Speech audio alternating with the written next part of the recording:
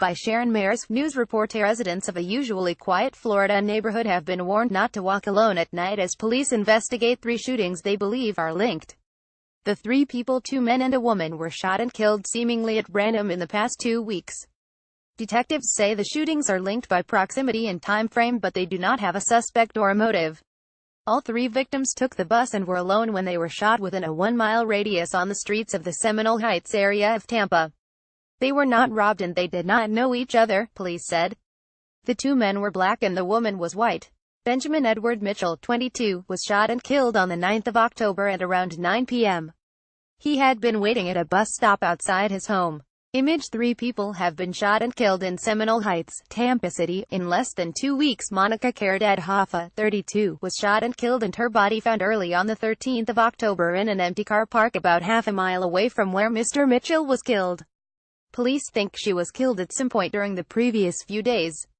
Anthony Neighbourhood, 20, became the 3rd victim on Thursday night. Mr. Neighbourhood, who had autism, had got on the wrong bus after work and ended up in the same area as the other 2 victims.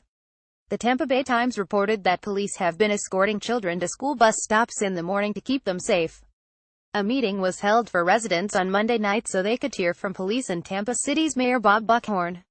On Twitter after the meeting, Mr. Buckhorn wrote, "For the men and women in the Tampa Police Department, this is personal and we're not going to stop until we catch this guy. We're not leaving until we catch this guy, but we need you to turn those lights on. We need you to tell us what you see. We have added over 1,000 street lights in Seminole Heights. You've seen our men out there. We're not stopping until we catch this guy. We can't replace the lives that were taken or replace the holes in some of these families, but we can ensure that whoever did this pays."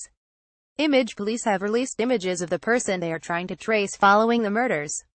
Tampa Police Department Interim Tampa Police Chief Brian Duggan said he did not want residents to feel like they had to stay in their homes.